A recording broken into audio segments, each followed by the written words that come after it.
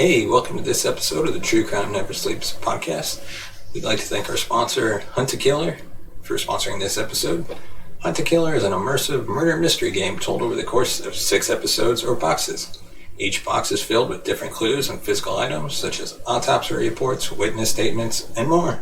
You use these clues to solve the ongoing murder mystery, and in the final episode, you'll be able to name and catch the killer.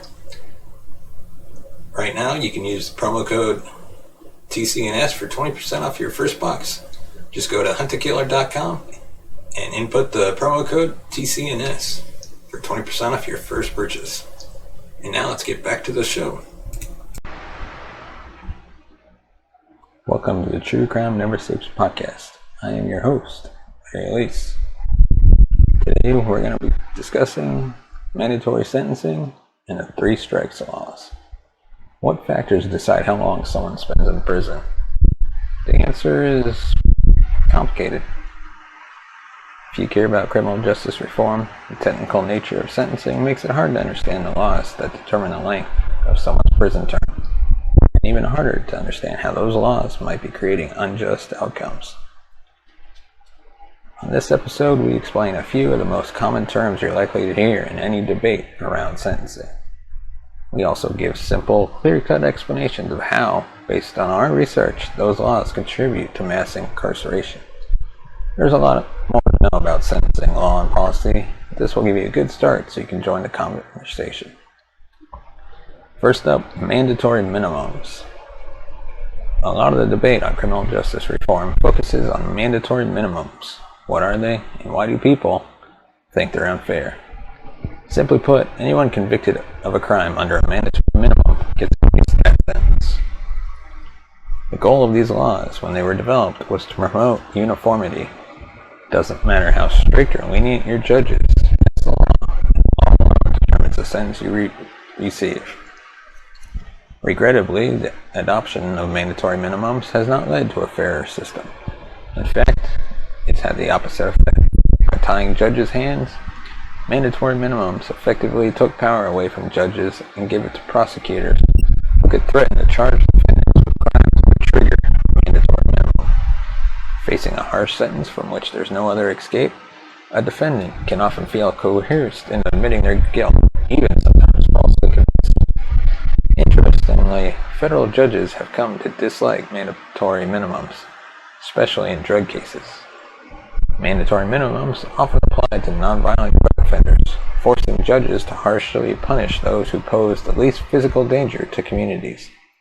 While the goal of mandatory minimums may have been fairness, they've instead caused an imbalance that has helped drive mass incarceration. While mandatory minimums have been in place in some states since the 1950s, their use grew after the 1984 Sentencing Reform Act, which added significant mandatory minimums for many federal crimes and abolished federal parole.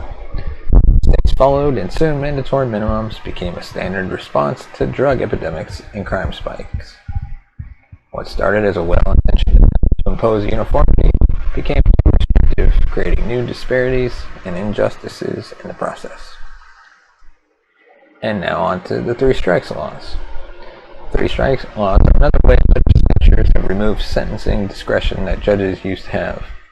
Under these laws, which started in California, a person is considered to be beyond rehabilitation after committing 3 crimes. As a result, once they reach the 3rd strike, the penalty is much more severe than it would usually be. Sometimes a life sentence can result from a combination of relatively minor offenses, just because the 3rd strike requires the judge to impose a very long sentence. There are people today spending their lives in prison for committing 3 petty crimes. These punishments are inhumane and nonsensical, even from a public safety perspective. It costs money to keep people in prison, so a 3 strikes law can result in the government spending $500,000 to incarcerate someone for committing 3 $500 crimes. And it's unclear whether these laws even have the desired effect. The theory is that if someone knows they'll face a serious punishment for their 3rd offense, they won't commit it, or they won't even commit the 1st offense. But it's been shown that's not how people think. Definitely not how people think about crime. In technical terms, And that means it's unclear whether three-strike laws have the desired deterrent effect. Now that you've learned about some of the more controversial sentencing decisions of the last 30 years, we'll have a conversation about how to fix them.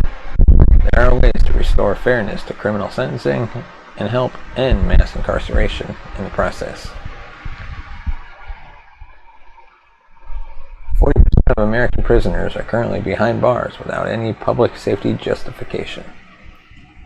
So thank you for listening to this episode of the True Crime Never Sleeps podcast.